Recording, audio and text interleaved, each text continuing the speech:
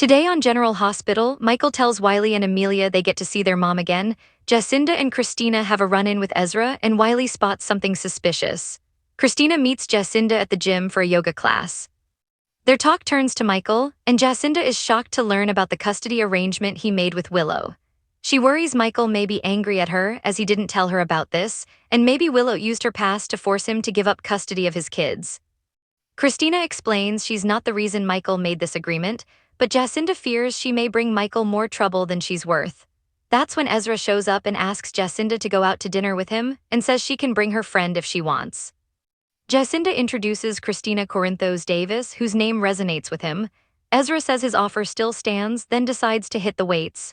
Christina is creeped out by Ezra and asks if Jacinda is ready for class. Jacinda says she's not done with Ezra yet.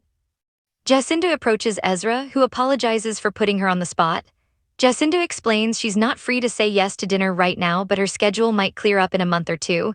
She gives him her personal number, and Christina is puzzled as she watches. In the Quartermain kitchen, Chase steals Michael's keys just as Dante shows up looking for Rocco to take him to GH for his community service. Chase asks how the follow-up questioning with Michael went. Dante reminds him that he was demoted for overstepping in this case, but Chase still cares about justice. Chase hopes that if evidence against Michael surfaces, Dante won't shield his brother. Dante insists he wouldn't. Rocco arrives and he and Dante head out, as does Chase. In the sunroom, Brooklyn and Michael chat, and he tells her about the custody agreement with Willow. Michael tells her that he had to do this as he feared losing everything if they went to court. Brooklyn realizes he fears he's going to be arrested and charged for shooting Drew. Michael says Diane says there is a good chance he will be charged. Brooklyn asks if he's worried about Willow having the kids and their safety. He has his misgivings about her, but Drew is no longer a threat to his kids since his stroke. Brooklyn tells him this could be a good thing, and to look at it as helping his kids have a healthy relationship with their mom. She promises to help him through this. Michael with Brooklyn sets his kids down and tells them they get to see their mommy again. Wiley is thrilled and hugs his dad, though Amelia is too young to understand. Britt walks into the hospital and Liz tells her that she has patients waiting and Dr. Randolph is looking for her. Should she tell Terry that she's late due to moonlighting at Windermere? Britt snaps at her, asking what she knows about that. Liz says Lucas told her about her job there. Britt says getting your financial life in order after returning from the dead is expensive. She's sorry she snapped at her. Liz accepts the apology and Britt walks off. Later, Dante shows up to drop Rocco off and Britt bumps into them. Britt warns Rocco that her mother bought tickets to his next hockey game and she'll do her best to control her in the stands. Liz takes Rocco off to get to work and Dante asks Britt, "How far do you think you can push me?" Britt doesn't understand how she's pushing him. Dante says she doesn't need any kind of relationship with his son. She thought they had worked out a peace agreement. Dante says Rocco doesn't know the real her, the one who uses people, and she doesn't deserve to be in his life. Britt informs him that Rocco isn't a little boy anymore and he gets to choose who he sees. Dante says she is still a danger to his son. Britt insists she would do anything to protect Rocco, so he suggests she stay away from him. Later, Liz checks on Dante and he thanks her for getting Rocco out of there. Liz gets that Britt is triggering, but is there a reason she got under his skin today? Dante feels like his son is headed for a car crash and he can't get him out of the way. In the halls, Rocco runs into Britt. He knows she's busy, so there is no obligation to come to his game. At Drew's, Willow tells her locked-in husband that she shot him twice in the back. She never thought she was capable of that because she's a mother and a nurse, but it was the only way to be free of him. She assumes he has questions, so she will try to answer them.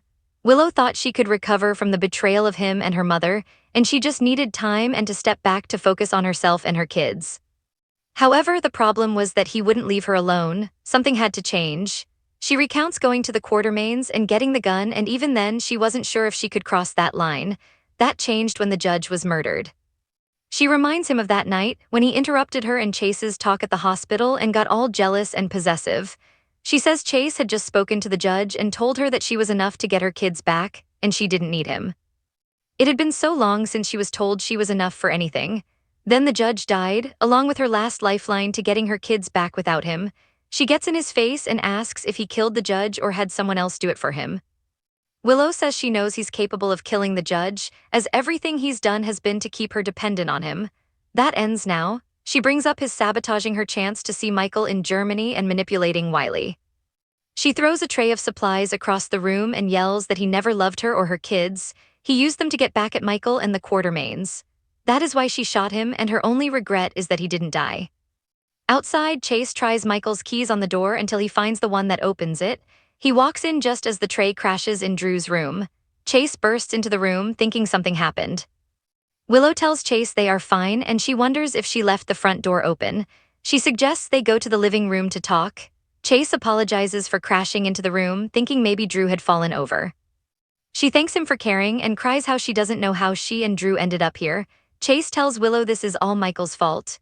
Willow says she and Michael came to a custody agreement earlier, but Chase warns her not to trust Michael. At the hospital, Dante says no matter how much he hates it, Rocco is curious about Britt and wants to get to know her. Liz says people do change and some people have grown to trust her. Dante asks if she'd trust her with her kids. Liz only says she believes Britt wouldn't put anyone's kids in danger. Britt tells Rocco she does have a lot of work, so she may not have time for his game. Rocco says it's okay, but it seems he's disappointed.